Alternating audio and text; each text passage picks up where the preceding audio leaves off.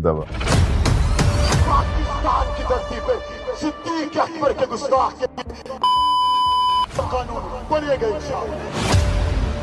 وجہ شہرت آپ کے والد جو ہیں مولانا اعظم طارق صاحب، مطلب زبان زد عام ہے، ان کا نام آتا ہے، اور سپاہ صحابہ کی بنیاد کب ڈلی؟ کیا وجوہات تھیں جو سپاہ صحابہ کو لایا گیا؟ پاکستان میں اس کی ضرورت اس وقت محسوس کی گئی جب 79 میں ایرانی انقلاب آیا اور وہاں سے بہت بڑی تعداد میں اردو زبان میں لٹریچر چھپ کر پاکستان میں آیا، اور اس لٹریچر میں صحابہ کرام رضی اللہ عنہم اجمعین کے بارے میں ایسی تحریریں موجود تھیں جن کو زبان پر لانا بھی ممکن نہیں۔ صحابہ کرام ظاہر ہے ان میں کون سی شخصیت، کون سے ایسے اشخاص تھے جن کی گستاخی سب سے زیادہ ہوئی ہے؟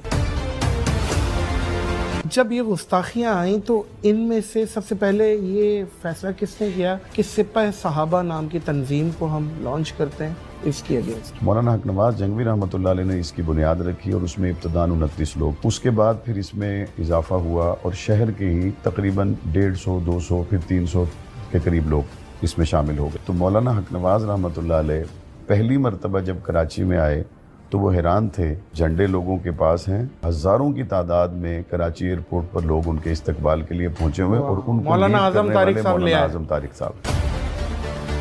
حق نواز جنگوی صاحب کی جو شہادت ہوئی ہے وہ ذرا اس کو تو کھولیں۔ 1990 کو 22 فروری کو ان کو ان کے گھر کی دہلیز پر گولیوں کا نشانہ بنایا گیا اور وہ جام شہادت نوش کر گئے۔ مولانا اعظم طارق صاحب کی جب شہادت ہوئی، آپ کہاں تھے؟ فیملی کہاں تھی؟ وہ گھر سے روانہ ہوئے، عصر مغرب کے درمیان میں ہمیں اطلاع آئی کہ ان پہ حملہ ہوا ہے۔ مغرب کی نماز کے آس پاس انہوں نے کنفرم کیا کہ وہ شہید ہو گئے۔ تھوڑا سا حملے کی ڈیٹیل بتائیں گے، کس طریقے سے ہوا تھا؟ لوگ بائک پہ تھے یا کیا تھے؟ ٹول پلازا کے ایک گیٹ سے ابو جی کی گاڑی کراس ہو رہی تھی اور دوسرے سے لینڈ کروزر پہ حملہ آور کی گاڑی گزری۔ انہوں نے گاڑی سامنے لا کر جو فرنٹ سیٹ، درمیان والی اور اس سے پیچھے والی تینوں سیٹوں سے ایک دم انہوں نے برسٹ کھول دی۔